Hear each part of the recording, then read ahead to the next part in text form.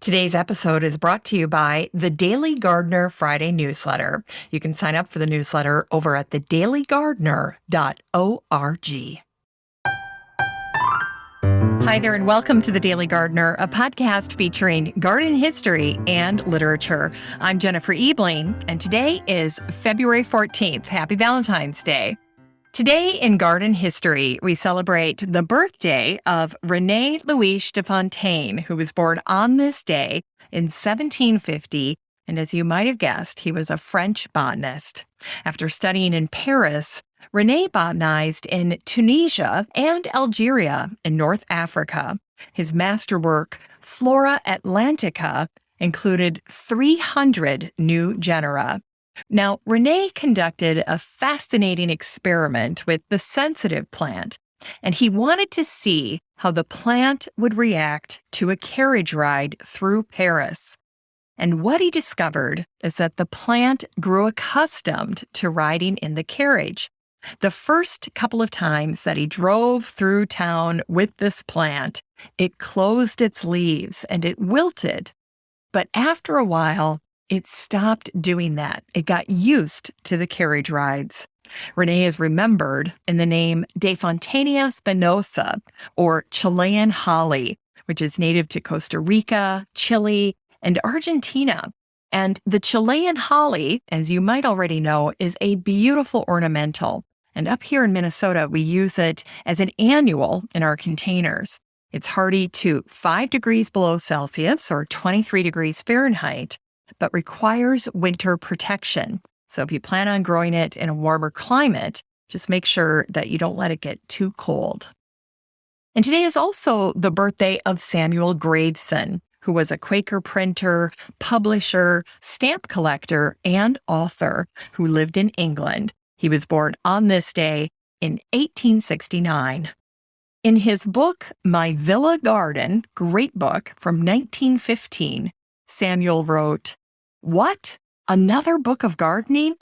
Are not our bookshelves already overburdened with literature on the subject?" And today, in 1898, a court case involving the sale of an orchid and breach of warranty was settled in favor of the plaintiff. In Ashworth versus Wells, the plaintiff bought a white orchid with a warranty that it was a one-of-a-kind Cattleya acklandiae alba, a white orchid, only to discover 2 years later when it bloomed that it was just a common purple orchid. The plaintiff was awarded £50, or the price paid for the imposter white orchid. It's time to grow that garden library with today's book, Rosie Sanders Flowers by Rosie Sanders. This book came out in 2017, and the subtitle is A Celebration of Botanical Art. Now, Rosie's paintings are known for their richness, their drama, and their sensuality. They are beautiful. They'll take your breath away. And this book showcases 80 of Rosie's paintings, which celebrate some of our favorite flowers: tulips, orchids, roses, irises, anemones, and amaryllis, just to name a few. And if you didn't get flowers for Valentine's Day, consider grabbing a copy of Rosie's book. By the way, Rosie also has a book that focuses specifically on roses. So if you like this book, you'll love that book too. You can get a copy of Rosie Sanders Flowers by Rosie Sanders and support the show using the Amazon link in today's show notes for around $22. Finally, we end the show today with a botanic spark that is suitable for Valentine's Day. This is a little love story from 2010, and it was on this day back in that year that Georgia botanist Mincy Moffett Jr. staged a special Valentine's Day for a rare dwarf sumac species known as the Michaud sumac, which is native to the Lower Broad River Wildlife Management Area in Georgia. Now, Mincy's plan was an ingenious one. He not only increased public awareness around this endangered plant, this dwarf sumac, But he also helped save a species that desperately needed human-engineered botanical intervention for survival. Now, let me back up here a little bit and tell you about how this plant ended up in such dire circumstances.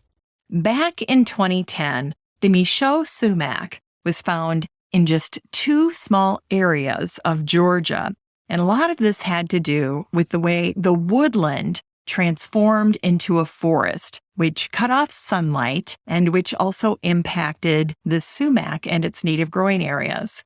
And so what ended up happening is that by 2010, there were just 2 little plant communities left of this sumac. Now, one of the populations was made up of just 5 male plants, and the other community was all female. Additionally, the male and the female sumac plants were separated by 70 miles of dense forest. And because they were not growing near each other, the plants were not able to reproduce with insect pollination, and they were forced to reproduce asexually, which resulted in reduced genetic diversity, and that threatened their survival. But thanks to Mincy's romantic intervention on this day, back in 2010, female plants were planted near the male plants. And Mincy told a local reporter, "Let's hope it turns into a torrid romance." Well, now more than a decade later, it appears that Mincy's matchmaking was a success as the combined Michaux sumac community continues to thrive. They've built a great little family down there. Isn't that sweet? Well, that's it for today's show. Just a reminder that you have a standing invitation to join the Facebook group for listeners of the show. The next time you're over at Facebook, just search for Daily Gardener Community, where you'd search for a friend and request to join. And if you'd like more of The Daily Gardener, you can subscribe to the newsletter over at thedailygardener.org, where you can also show your support for the show by donating to The Daily Gardener. This is Jennifer Ebling. Thanks for listening to The Daily Gardener. And remember, for a happy, healthy life, garden every day.